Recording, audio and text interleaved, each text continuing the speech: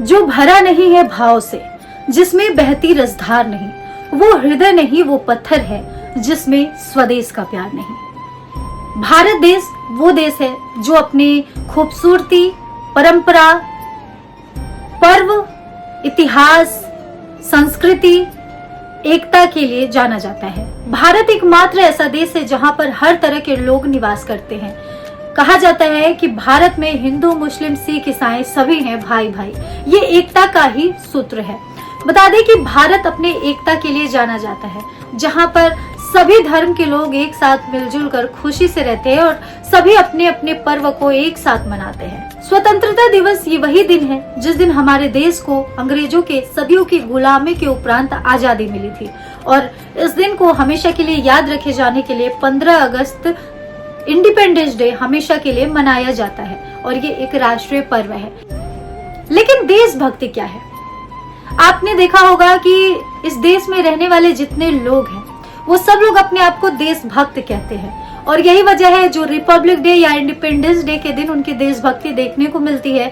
देशभक्ति गाने बजाते हैं, देश के प्रति स्पीच देते हैं और झंडे को सम्मान देते हैं, राष्ट्रीय गान गाते हैं, मिठाइयाँ खाते हैं या मिठाइयाँ बांटते हैं या जश्न मनाते हैं। तो क्या देशभक्ति इसी को कहते हैं जो साल में 2 बार दिखाई जाए, या वो देशभक्ति है जो हर साल हर दिन दिखाई जाए? आइए इस वीडियो में हम आपसे देशभक्ति के बारे में बात करते हैं। आज का सबसे बड़ा सवाल ये है कि देशभक्ति क्या होता है? सच्चा देशभक्त है कौन? क्या देशभक्ति केवल साल में 2 दिन दिखाया जाना चाहिए या साल के हर एक दिन देशभक्ति दिखाया जाना चाहिए? सबसे पहले बात, देशभक्ति दिखाना ये गलत है। देशभक्ति ऐसी चीज नहीं है जिसे दिखाना चाहिए। देशभक्ति को अपनाना चाहिए और अपने रोज के कर्मों में ऐसी चीजें करनी चाहिए जिसे खुद ही समझ में आए कि हाँ, आप एक देशभक्त हैं। जैसे कि हमारे भारतीय संविधान में जितने नियम बनाए गए हैं उन सारे नियमों का पालन करना। अगर आप कभी उल्लंघन करते हैं तो आप एक सच्चे देशभक्त नहीं हैं। अगर आप सच्चे देशभक्त हैं तो आपका ये दायित्व और कर्तव्य दोनों बनता है कि आप अपने भारतीय संविधान का अनुपालन करें, उसके अंतर्गत आप चलें, अपने कार्यों को शामिल करें। तो ये एक सच्ची देशभक्ति है।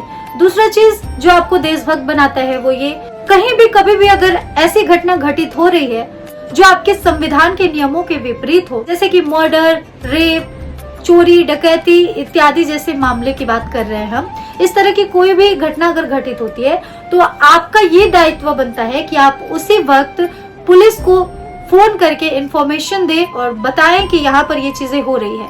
अगर आप कभी भी अपने सामने कोई अन्याय होते देखें तो आप उसके खिलाफ आवाज उठाएं। आप हमेशा सच के साथ खड़े रहें, सच का साथ दें।